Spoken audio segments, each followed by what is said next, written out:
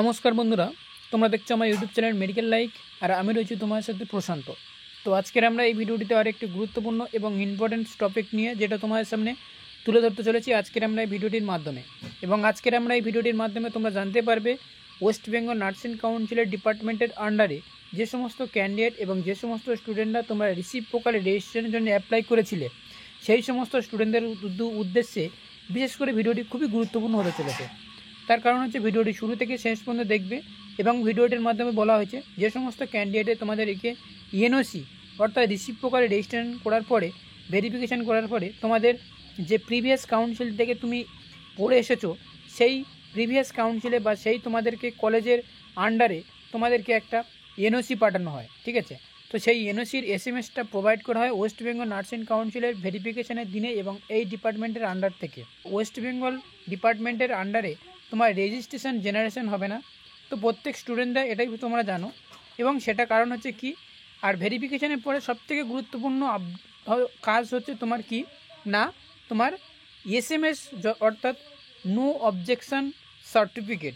ঠিক আছে, অর্থাৎ এনওসি ঠিক কতদিন টাইম লাগে আজকের আমরা এই ভিডিওটিতে আলোচনা করব একটু, এবং সেই সাথে সাথে এনওসির এসএমএস না আসলে কীভাবে কি করতে হবে সেটাও তোমাদেরকে ডিসকাস করব।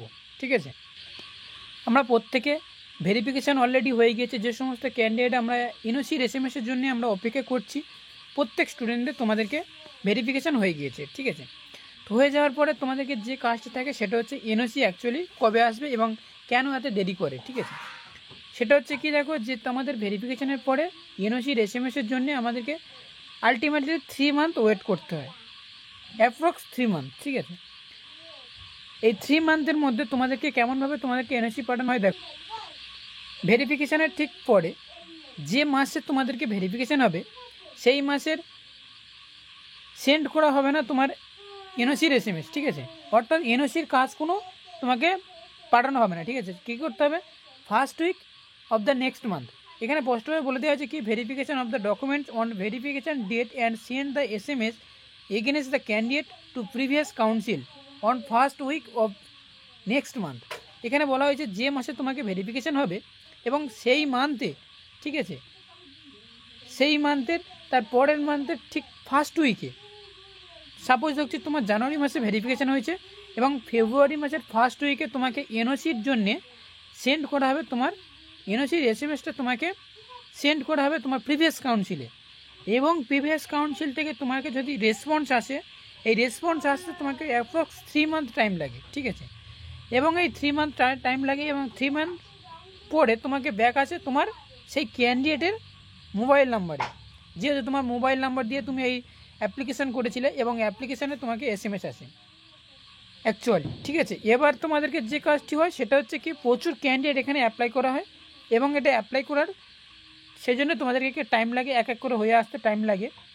এবার তোমরা অনেকেই কমেন্ট করছো যে দাদা আমাদেরকে এনওসির এসএমএস পাওয়ার পরে অ্যাপ্রক্স কতদিন টাইম লাগে যে আমরা রেজিস্ট্রেশন জেনারেশন হতে, অর্থাৎ রেজিস্ট্রেশন সার্টিফিকেট জেনারেশন হতে কতদিন টাইম লাগে। এখানে বলা হয়েছে যে রেজিস্ট্রেশন এনওসির এসএমএস পাওয়ার পরে তোমাকে যেখানে তোমার ভেরিফিকেশান বলে অপশান দেখাচ্ছে বা ভেরিফিকেশান বলে লেখা দেখাচ্ছে, সেই জায়গাটাতে তোমাকে রেজিস্ট্রেশন জেনারেশন বলে লেখা দেখাবে এবং জেনারেশন এনওসির এসএমএস পাওয়ার পরে 10 থেকে 15 দিনের মধ্যে তোমাকে রেজিস্ট্রেশন জেনারেশন বলে লেখা দেখাবে।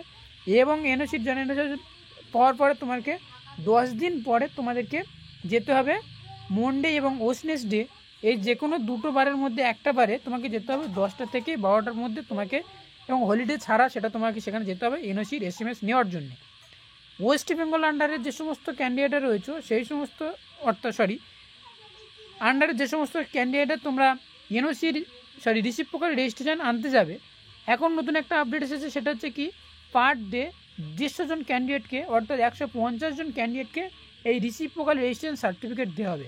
এটা প্রত্যেকে মাথায় রাখবে, নতুন আপডেট এসেছে এবং যত তাড়াতাড়ি পারবে তোমরা একটু তাড়াতাড়ি ব্যবস্থা করবে, কারণ 12টার পরে গেলে তোমাকে এই রিসিভ প্রকারে রেজিস্ট্রেশন সার্টিফিকেট দেওয়া হবে না। এখানে স্পষ্টভাবে বলে দেওয়া হয়েছে এবং নোটিশটার মধ্যে। এটা গেল ফার্স্ট টাইম। নেক্সট যেটা হবে সেটা হচ্ছে কি, দেখো এখানটা আরও একটা কোশ্চেন পড়ে আছে যে আমার অলরেডি 3 মান্থ হয়ে গেছে এবং 4th মান্থ পড়েছে, তাহলে আমার এসএমএস আসছে না কেন, অর্থাৎ এনওসির এসএমএস আসছে না কেন, এর জন্য কোনো সলিউশন আছে?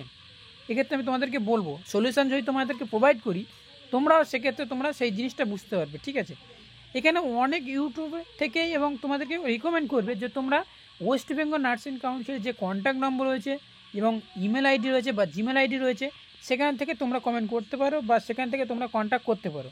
এক্ষেত্রে আমি একটাই তোমাদেরকে রিকোয়েস্টেড করব যে সেখান থেকে তোমরা যদি কমেন্ট করো বা মেল করো বা ফোন নাম্বারে ফোন করো, সেক্ষেত্রে তোমাকে ফোন নাম্বারে রিসিভ করবে না, আর রিসিভ করলেও তোমাকে সেখানে সেরকমভাবে তোমাকে গুরুত্ব দেবে না। ঠিক আছে, তো আলটিমেটলি 3 মান্থ টাইম লাগে। ঠিক আছে, এর বেশি তোমাদেরকে যদি টাইম লাগে তো 4th মান্থ অনেকের হয়ে গিয়েছে, কিন্তু এখন SMS আসেনি। এটা দুঃখের বিষয়, কারণ এখানে তোমাদেরকে অনেক ক্যান্ডিডেট তোমাদেরকে অ্যাপ্লাই করে, সেক্ষেত্রে তোমাদেরকে একটু টাইম তো লাগবে। তো ওয়েট করতে থাকো, অবশ্যই তোমাদেরকে এনওসির SMS চলে আসবে। আর যত তাড়াতাড়ি পারবে তোমাদেরকে SBI যে কালেকশান থাকে, সেই SBI কালেকশানটা অর্থাৎ চালানটা অবশ্যই তোমরা কেটে নেবে আগে থাকতে। ঠিক আছে, তো এতটুকু জানানো ছিল আজকের এই ছোট্ট আপডেটটির মাধ্যমে। আর যদি আমি তোমাদেরকে বলে রাখি যে এনওসির SMS না আসার কারণে তোমরা যদি কোনো কন্ট্যাক্ট নাম্বারে কন্ট্যাক্ট করো, সেক্ষেত্রে আলটিমেটলি কোনো কাজ হবে না। সেই জন্য তোমাদেরকে বললাম যে ওয়েট করতে থাকো, অবশ্যই তোমাদেরকে SMS চলে আসবে। তো থ্যাংক ইউ ফর ওয়াচিং ভিডিওটি শুরু থেকে শেষ পর্যন্ত দেখার জন্য।